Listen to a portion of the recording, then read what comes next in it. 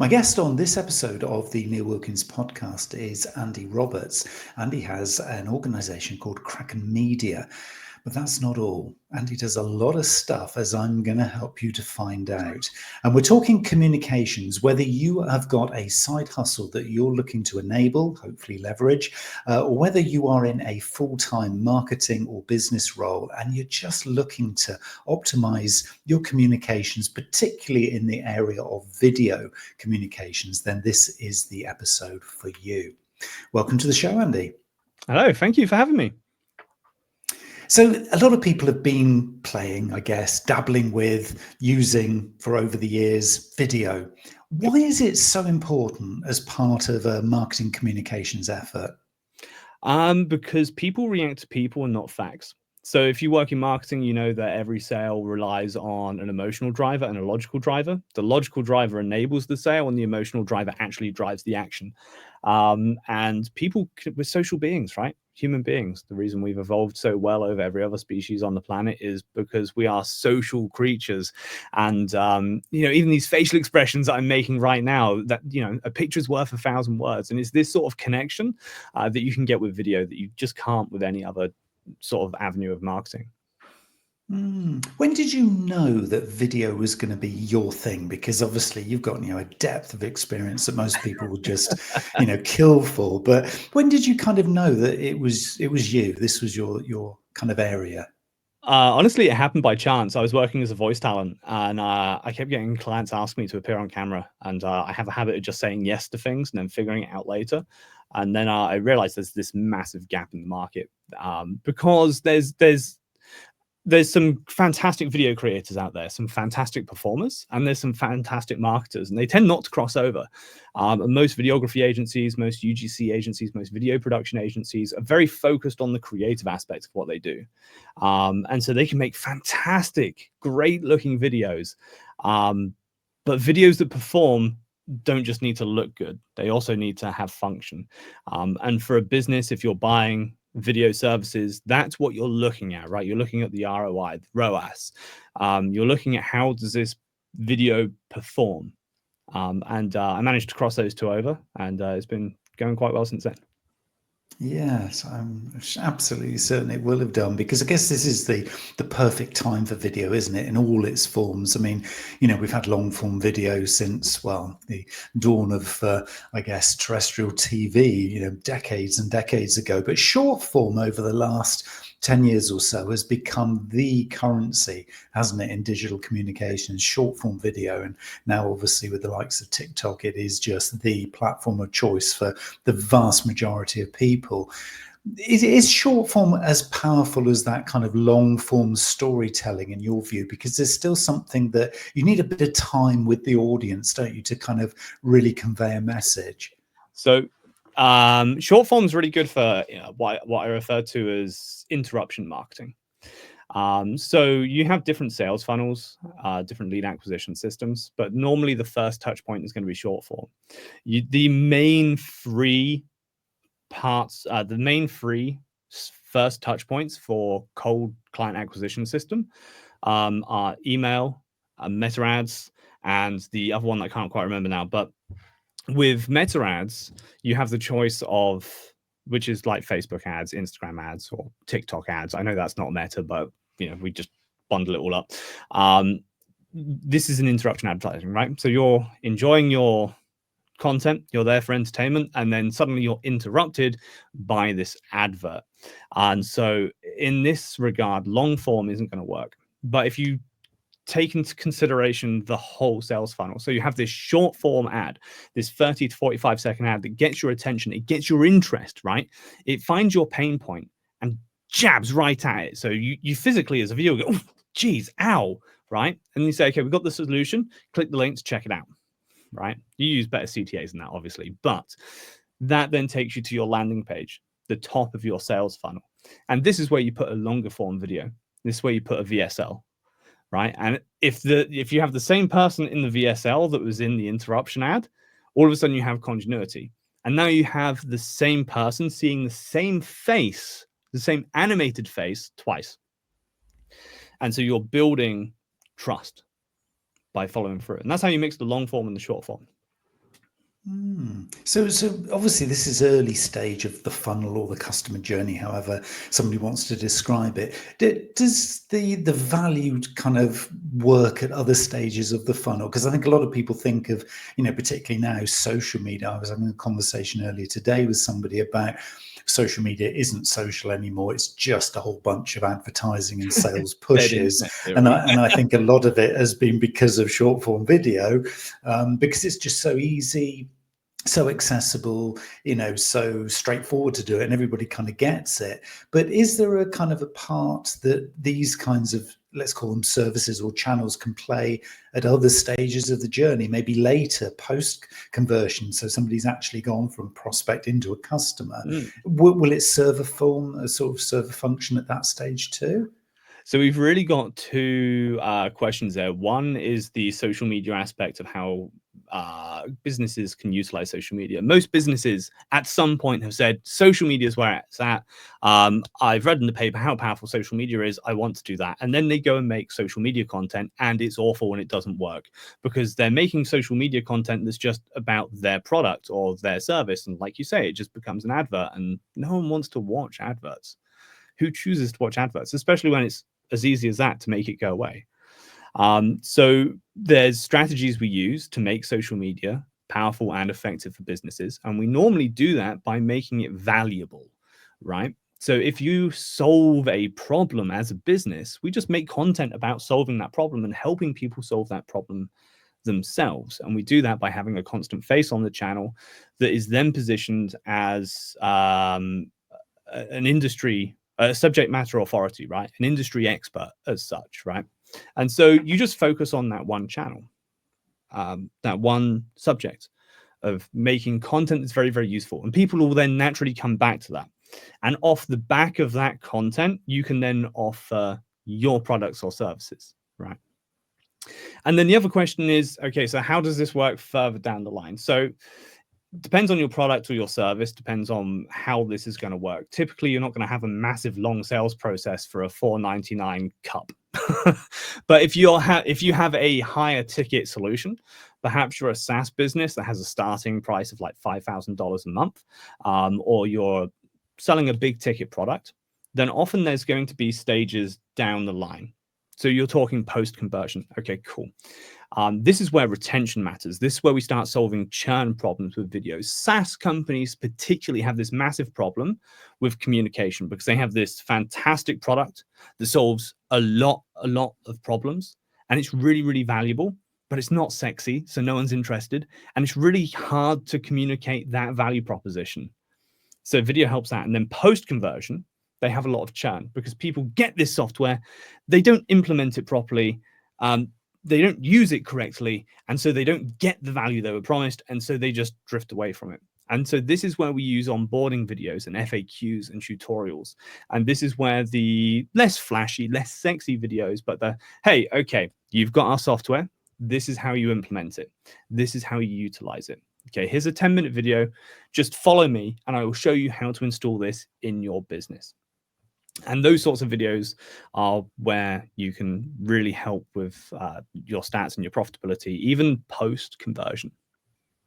That's interesting, isn't it? Because I think there must be a whole suite of uses and moments and lengths and topics that most marketers, most business owners are kind of almost failing to notice. And then the competitor is actually doing it, and they're thinking, how come they're getting all of our business that we used to be, we used to have some great customer relationships, and actually it's because they're easier to do business with, because they're serving value throughout the journey. They're not just using it as a push, top of funnel kind of sales exercise. They're actually using it much more strategically, I'm guessing here, as a communication pattern rather than just a tool.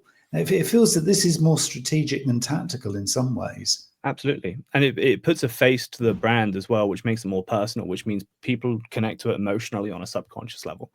I mean, imagine the difference between seeing a static ad with text on it and then a typical sales page, and then you're sent a login after you've sent your credit card details, or maybe there's a sales call with some random guy, and then you're sent your onboarding, and it's like, here's the software, download and install it. It's like, it's not personal at all. You just feel like this a cog in a machine, opposed to, okay, you see an ad, the ad has a person on it telling you about your problem. Okay, you go to the landing page. The landing page has the same person that's like, hey, thanks for clicking through. Okay, and he then explains your problem and the solution in a bit more detail. You get to the sales process. You're like, okay, cool, I'm interested. I'll bite. I'll book a call. And then you get sent before the call, and this keeps your sales reps really happy, what's basically a pre-qualifying video.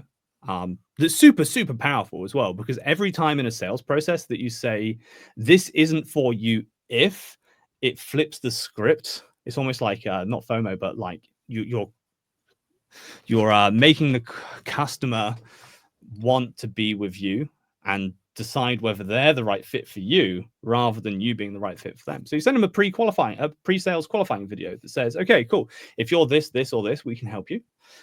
If you're this, or this, we can't. Cancel your call. And this is what we're going to address on the call. Come prepared with figures about your customer average lifetime value, whatever's relevant to the products or service you're selling. Sorry, my camera's just done its thing. Perfect, right? And so you have that process, and then you go to your sales call, you sign up, and then the same person appears in the video that's like, hey, thanks for signing up. Okay, cool. I'm going to walk you through the onboarding process. And so you've had this constant relationship with this person. It creates this like weird parasocial relationship, but it is really, really powerful.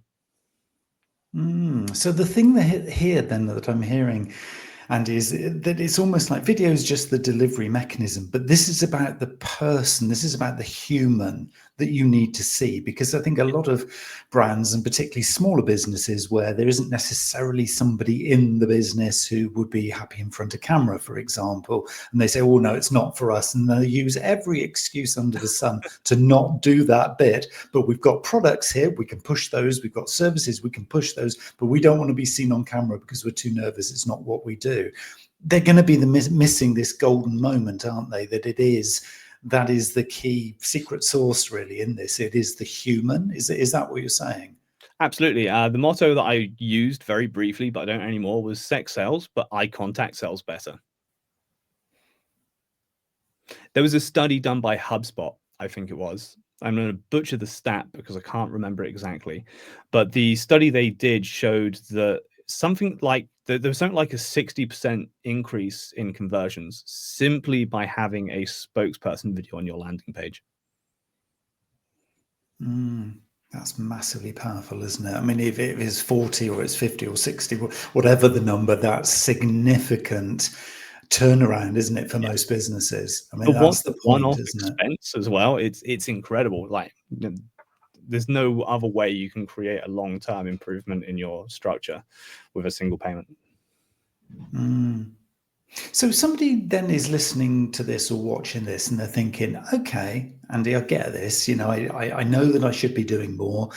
We know there's a bit of a gap in that. We've dabbled a little bit with, say, Sora or other video kind of AI services and stuff, and we think actually we could probably do it with that. So it'll save me being on screen. I've either got the time or the inclination or the ability to do it. Is AI an alternative here, or is that kind of faking it? Neil, have you ever watched an AI video and not felt uncomfortable? I was just about to rise to the joke there and say, only the ones with me in it. Okay. But I won't go there. No, everyone is uncomfortable. You want to associate with your brand. Yeah. No, honestly, they're all pretty uncomfortable, but they are, what's the phrase? They are currently as bad as they'll ever be. In other words, everything is just getting better by the day. Do you think in the short term, there'll come a point where it is okay and they are good enough? And even for B-roll, it's kind of like acceptable. For B-roll, yeah, B-roll is absolutely fine. But there's so many like stock footage libraries out there that have not AI B-roll. There's never any reason for that. So the linchpin for me is going to be the voice, right? The video is not quite as I think the video is an easier element because most talking head footage like this is quite easy for an AI to animate in sync with the voice. But they've had AI voice gen for years and years and years and years and years, and they've never ever been able to get it anywhere near close to convincing. Now, there's another problem here that arises, and that's what your association with AI videos are at the minute. Most of the time, when you see AI videos, it's low budget, disposable content, and they're using AI because it's cheap, because it's disposable content. Now, if you're a business that's using low budget disposable content, it's normally because your business doesn't have much in the way of longevity, which is why the majority of people using AI content right now are spammers and scammers. Think about the AI videos you've watched or seen. Like, a lot of the time it's crypto scams or other low effort stuff, right? And so that's the association people are going to build. The average consumer now, when they see AI videos, associate it with those products. So if you want your product or service to have that association in people's minds, go for it. If not, use a real person. Honestly, it doesn't matter if it's an amazing video or it's well shot. A video shot by a slightly nervous sales executive on an iPhone will outperform AI all week. In fact, it's slightly endearing because it's that personal touch, right? So if you make a video and it's not quite personal, all of a sudden you're human, because it's the imperfections that make us human. There's So if you're thinking of using AI, just shoot it on your iPhone. I promise you it'll be way better. And it is that bit about being endearing, isn't it? Because the whole point of doing all of this is to hook somebody for the right reasons. It's not manipulation. It is hooking them into the journey or the experience and getting them through the call to action to the next step of value. That is ultimately what all of these things that we're talking about are, aren't they? And so that kind of endearment to the individual is everything. And yet so few people, apart from thought leaders and influencers, who I want to come on to in a moment, so few of us are willing to do it. Why do you think that is? Shyness. It's a vulnerability, right? If you're not used to putting yourself out there and having your, I don't know, what's the word, your flaws on show, there's this massive barrier, right? It's really hard to get in front of a camera. And then as soon as you do get in front of a camera, you're like, oh God, there's a camera in front of me. Oh, and people don't want to. I think people have this conception that they'll be viewed as being like less than perfect, right? And it doesn't matter. Once you've done it a few times and you're comfortable with it, it doesn't matter. Like, but yeah, I guess it's just like stage fright, basically. Does it require, maybe even if it isn't perfect, it requires, I'm guessing, some level of sort of thought leadership? You were talking earlier about this whole idea of having value and talking a story, and maybe it's the frequently asked questions and you're answering those. And again, it's all about valued content. I'm thinking just almost on behalf here of somebody who's got perhaps a side hustle and they're thinking, now's the time. It's perfect storm. I've got the moment. It's here. Right. Now, what Andy's talking about makes total sense. I need to be doing some video content. Is thought leadership kind of the goal here? So, because it feels like it's more than the actual product and service they're going to actually sell you. It's about crafting a consistent story around themes or topics. Is that the best way to approach it? Absolutely.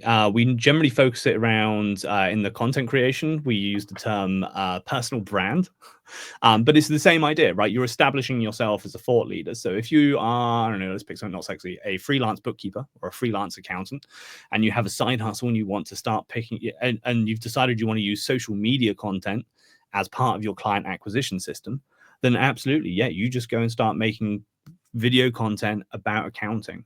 And this is the key thing that I've learned over the years. Now, if I was following traditional logic about how to target avatars for a bookkeeping service, you'd look at your avatar, be like, okay, I'm looking for small business owners. And then you start making content for small business owners to get their attention so that you can sell them the bookkeeping service. And what I've discovered is, although that makes perfect sense, it doesn't, because you're not a small business owner as such. I mean, you are, but that's not your knowledge and value comes from the fact that you're a bookkeeper and you know how to do that thing, right? And so what you shouldn't be afraid of is giving away everything for free.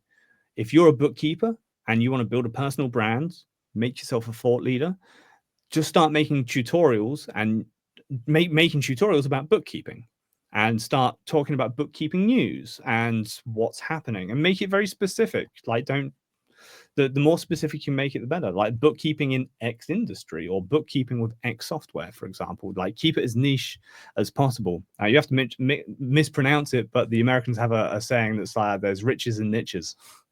And that's the thing. And the key thing to take away from that is don't be afraid to do that. You're not undermining your own sales process by giving it away for free. What you're doing is giving people assurances that you know what you're talking about.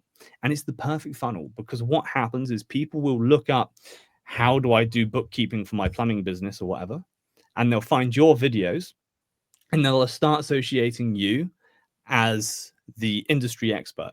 Now, some people will carry on doing things themselves and will use your content to do that.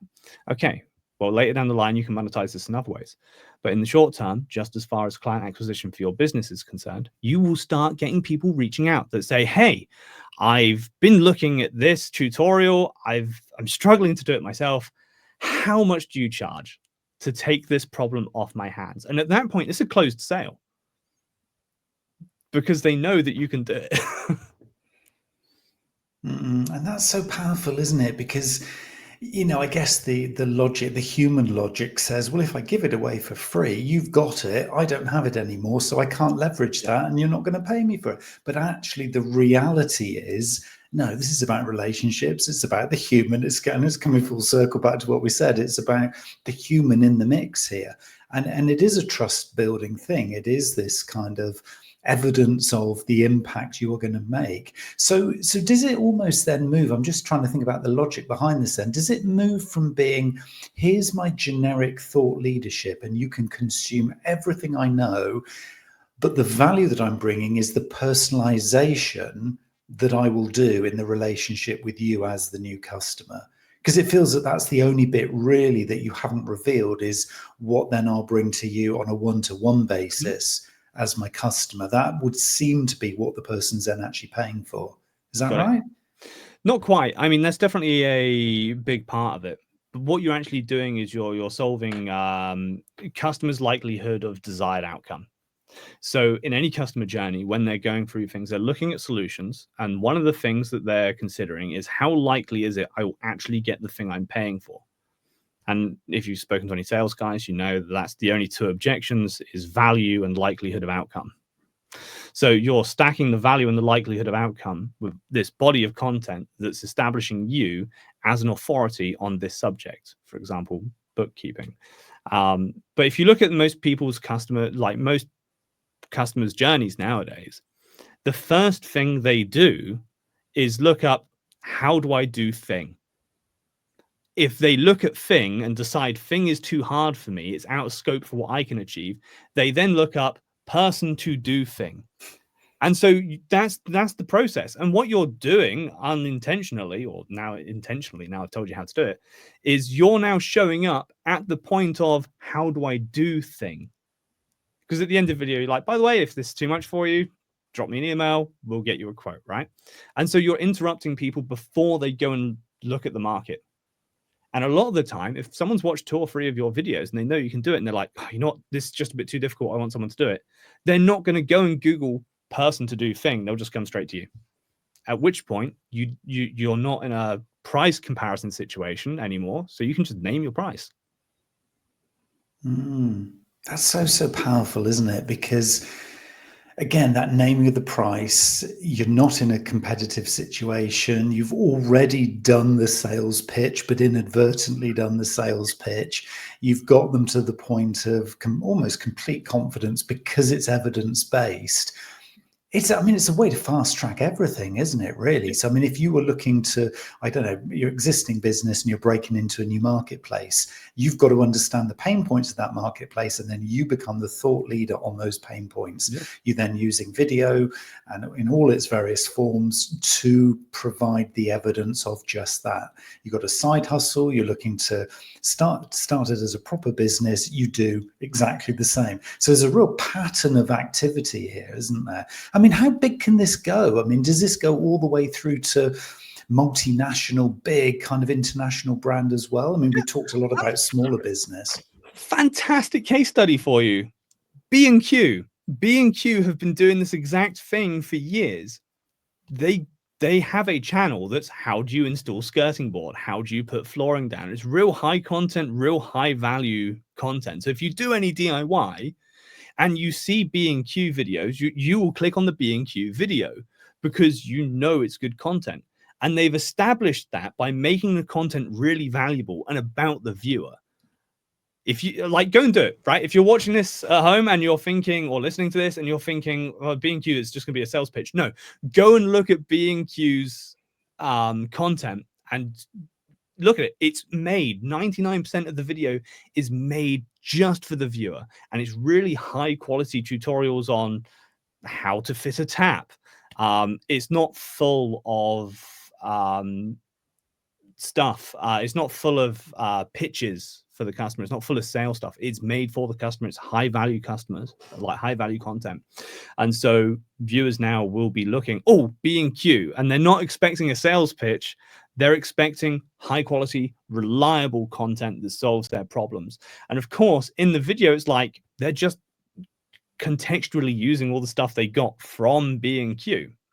And so they're giving away all this value for free, but it's serving their purpose. And so when you start looking at larger scale operations, this is how it starts working. Obviously, that's like a high volume B2C example. B2B examples and high ticket examples are slightly different, but it just goes to show how it scales and how a major high street brand has managed to achieve that successfully when so many high street brands have tried this and just failed miserably. So there's opportunity, I guess, in here for anybody within the business. If you have a pet topic, you could become the voice of subject X or subject Y.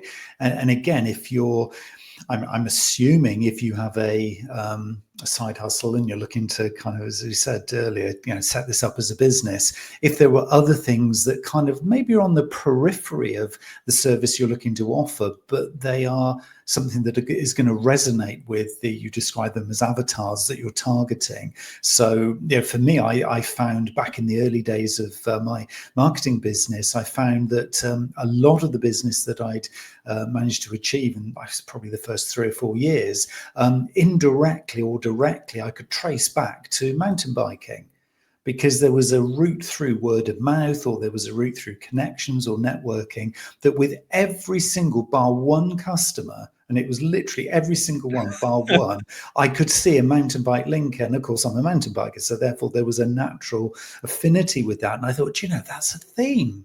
And so we started to actually include in our content Friday afternoon rides, where we would go to somewhere really interesting as a group, and we'd go for a little ride on a Friday afternoon. It's like, sorry guys, we've packed up for the weekend already, we're here. But people loved it. And one of the guys who was working for me at the time had a collie dog who would come for the rides with us, and it was all about her photos actually on the trail as well. And again, she became a little bit of a micro celebrity. So we weren't even talking about marketing services. It was very much about getting to know these guys, and they're like-minded because they do what I'd rather be doing on a Friday afternoon. So there's a real kind of personal thing coming in here that goes beyond the technicality of the service, isn't there? Absolutely. And when you're talking about it from that concept, what you're talking about is attention. And very much in the modern time, like, attention is definitely the new currency. I think Alex Hormozy said that. And that's the thing. If you make content that stands up on its own, and this is the litmus test we have for everything we make, be it adverts, VSL, social content, or anything else, the content that we make needs to be entertaining or informative enough that people would watch it regardless of who it's for. So if you're making content like that, it passes that litmus test. People are going to watch and engage with that content. You have their attention. Once you have their attention, you can do whatever you like with it. It's like the most valuable thing as a business owner you can build nowadays is an audience. So it's building the audience, it's imperfection, it's embracing your imperfections, isn't it? And just being really honest and true. I mean, how much of that then comes into the engagement or the post engagement? So you've published your videos, you're beginning to get a little bit of traction. People are clearly watching and liking. So your average kind of dwell time on a video is increasing, all those kinds of normal metrics. At what point does the kind of the conversation piece come in? Because then you must reach a kind of a critical mass of attention where suddenly it's, I've got to spend some serious time answering the comments now. Not necessarily. I mean, as far as like answering comments and things is concerned, it's up to you how much time you want to spend engaging with the content. It depends on what size your channel is, what size company you are, whether you can hire a social media manager that's going to handle that, or if you're doing it yourself. If you get to the point where dealing with post engagements is too time consuming, then you're definitely at the point where you can start scaling this out and start hiring people to help you out. But there was something else there that you mentioned that's really, really crucial. And on the subject of giving away everything for free, this is a whole game plan I'll give you for free. And this is what we do with our clients to make it successful. So what you've described there and what I was saying at the beginning about how videos need to perform, not just look good. Good looking videos get you vanity metrics. Okay. There's a big disconnect between views, subscribers, comments, and likes and money in the bank. And this is a bridge that you have to solve. Now, once you have the likes, views, comments, and subscribers, it's pretty easy. But a really strong strategy to start turning this engagement into profitability is to use lead magnets. And so you use the engagement in order to do that. And so you make videos. For example, if you're a bookkeeper, you make some templates, free bookkeeping templates. And this is a lead magnet. And so if you're trying to get people to jump on a call throughout the sales process, you want to use lots of little steps, low friction. If you ask someone to book a sales call, 9 out of 10 times, you're going to be told where to go because it's too much of a jump. Especially if you think about it, someone's flicking through their phone, they're watching your video, they're like, great. And it's like, yeah, just go to my website, www.mysite.com, click on book a call and commit to a sales pitch. No one's going to do that. Too much of a jump. And so what you do is you break this down into little steps. You give everything away for free in your videos. You get the audience. And then you tell your audience, hey, look, you're here because you're having problems with your bookkeeping. Here is a free bookkeeping template for 2025. Just drop, bookkeeping in the comments down below. I will send it to you totally for free.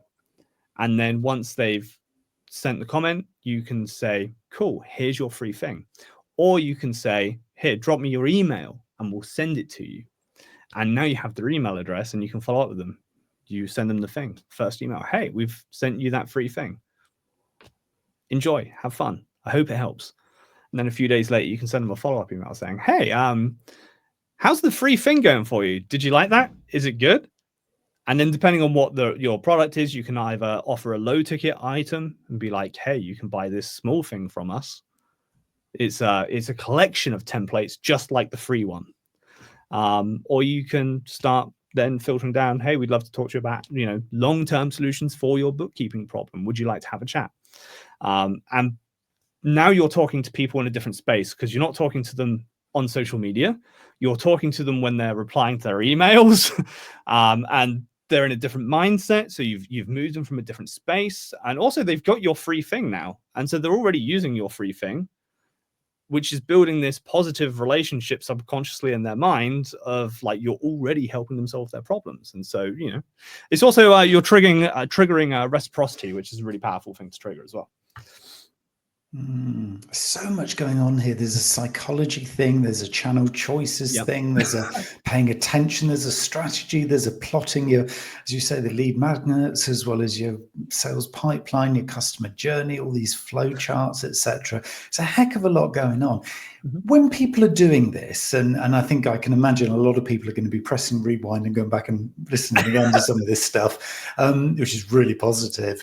I think a lot of people are almost combining a lot of those things together and saying, well, isn't the answer then podcast? Because that ticks that box and that box and that box and that box. So if I create a podcast, aren't I going to be doing all of these things? What would Andy say to that?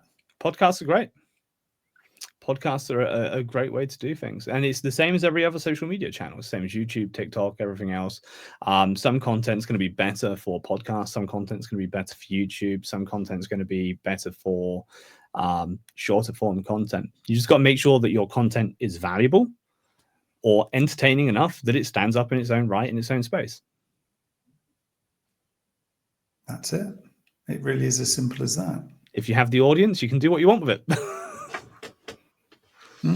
And is it a case of if I build it, they will come? Because if it's good enough, they will find me. Or do we have to, with something, say, like a podcast, do we have to kind of go out prospecting? Do we have to put it on every single little item of merchandise or business cards or email signature or whatever? Are we having to kind of make an extra bit of effort here? Again, particularly for those looking to build a business around something, might be a side hustle. Are we going to have to shout about this to make this thing fly? So I've heard somewhere someone said, if you're doing 100 episodes of anything, it will be successful. And I have seen enough podcasts with 250 episodes and 18 views on every episode to tell you that that is not true. There is obviously a case of you need to put in the laps, right? You need to get the repetitions in. You need to be committed to 100 episodes. But your content should be good enough that it sells itself. If you find yourself in a position where you're trying to run around and convince people to come and view your content, you need to review your content and see why it's not drawing people in. And that means it needs to be more entertaining or more valuable. Because if you're going with the value angle, if you are solving people's problems with your content, like maybe it's ridiculously educational, people will come to it, they will share it, and it will spread itself. So quality will win every time. I think it's been a bit of a theme with all of this, hasn't it, really? Even though it's not perfect, but it's quality. It's not quality, it's value. So if you make a podcast or a video and it's made with a 1998 VHS recorder and it looks hideous, but in that video, I tell you exactly how to build a client acquisition system that works 100% of the time, specifically for your business in your niche. You will sit and watch that from start to finish and rewind at several points, and you'll save it for later. And these are all signals that go to the algorithm to say, oh, this is the high value content. This guy stopped and rewound it like 5 times and he's marked it in his saved. Like, we know this is high quality content. If you have a video that's shot on an 8K cinema Arri Alexi camera with like the peak audio and professional actors, but it's boring and absolutely vapid and has no value to it at all, it's not going to perform. It won't work. And so it's all about making it worth it for the viewer, because it's a transaction at the end of the day. They're giving you your time, their time, and they want something back, and you got to make sure that that's a positive transaction for them. Wow. Andy, I think you've made everybody's time very, very highly valued in this last 38 minutes of our conversation here. I mean, honestly, there's just been so many little nuggets of gold, and we want to obviously continue to share this far and wide, because I think a lot of people need to stop and pause and think about actually their current work and just maybe sort of explore and then critique against your words and think, could be something in actually updating this or refreshing it or tuning things a little bit differently. If somebody wanted to connect now with you and kind of go deeper into the conversation and maybe see a little bit more about the services that you're going to offer, we'll use this as an unashamed lead magnet here and say, where should they go? How can they contact you, Andy? So my website's very easy. It's kraken.media. You can find me on all social channels, and most of my social channels is Andy-Kraken Media. If you want help with your side hustles, my social media is geared towards specifically creative freelancers, but again, it's pretty applicable to anyone that's running a side hustle, to help you get more clients, secure more clients, and get paid more per client as well. That's what my content's about. And if you have if you have a business and you want video marketing, hit me up on Kraken Media, kraken.media. Wonderful. Andy Roberts, thank you for your time today. It's been my pleasure. Happy to be here. Thank you.